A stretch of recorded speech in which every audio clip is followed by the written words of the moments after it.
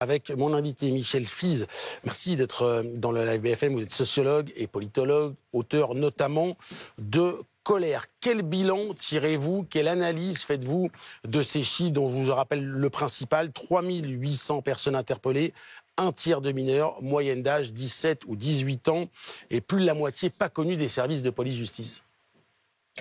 Je crois que cette population ne donne qu'une image des émeutiers, si on veut les appeler ainsi.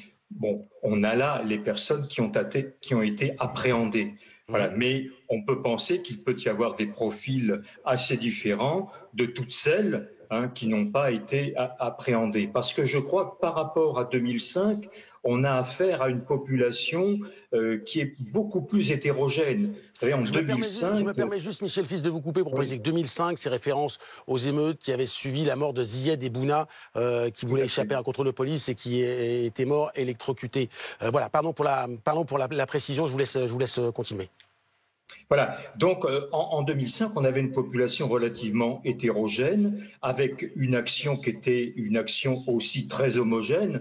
C'était des incendies de poubelles ou de voitures, donc une colère, je dirais, à l'état pur. Là, on a des profils extrêmement différents. Donc il y a ce qu'on appelle évidemment les pilleurs, qui sont ce que j'appellerais moi aussi les opportunistes. Il peut y avoir des jeunes en échec divers, notamment scolaires, qui ont une rage contre la République. Et c'est pas, je dirais, accidentel si, par exemple, il y a eu des saccages d'écoles. L'école, c'est aussi le symbole de l'échec. Attaque de mairie, c'est un peu la même chose, symbole de la République, une République qui ne vous laisse pas une place. Voilà, donc je crois qu'on a, par rapport à cette situation, de bonnes réponses, c'est-à-dire, bon, évidemment, la formation de la police, qui est quand même en question depuis de nombreuses années. Il était temps qu'elle soit rallongée, qu'elle soit peut-être enrichie d'un certain nombre de disciplines que l'on n'a pas dans la formation actuelle.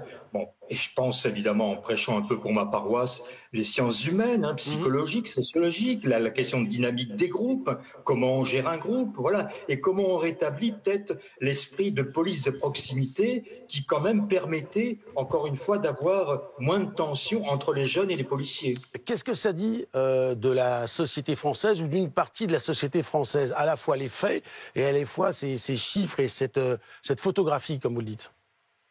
Vous savez, je crois que cette société, elle est fracassée, elle est à bout de souffle, elle est épuisée de tous les côtés. Toutes les institutions sont en difficulté, les individus eux-mêmes sont à la dérive.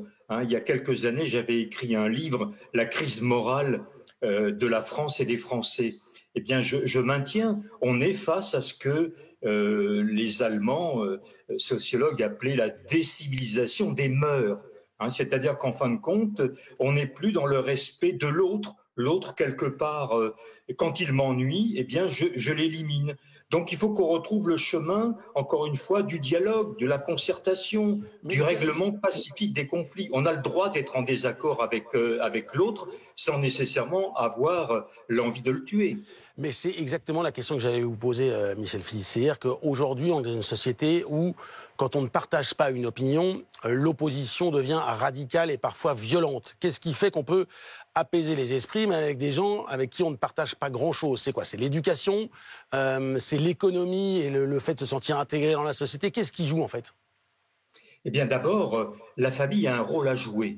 Bon, alors il faut évidemment bien définir ce que l'on peut attendre d'elle pour qu'elle remplisse sa mission éducative.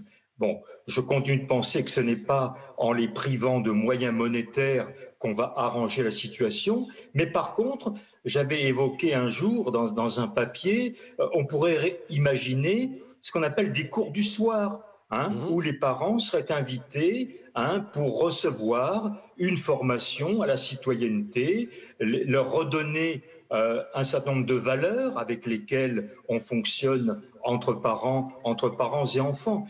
Je pense qu'il faut, et ce n'est pas une excuse, il faut soutenir, il faut encourager. Parce qu'encore une fois, les familles ont évidemment un rôle majeur à jouer. L'école aussi, naturellement. Il faut apaiser les conflits. quand on pense que les cours de récréation ressemblent aujourd'hui à des jungles, hein, où chacun applique la loi du plus fort, c'est évidemment inacceptable. Voilà. Mais une fois qu'on a fait des diagnostics, il faut les bonnes réponses, hein, et des réponses qui soient sensées, hein, sous le sceau du bon sens et non pas avec l'esprit répressif qui, on le sait, ne mène jamais à grand-chose. Merci beaucoup Michel Fize d'avoir été avec nous ce matin pour analyser avec le regard du sociologue ce qui s'est passé il y a un mois maintenant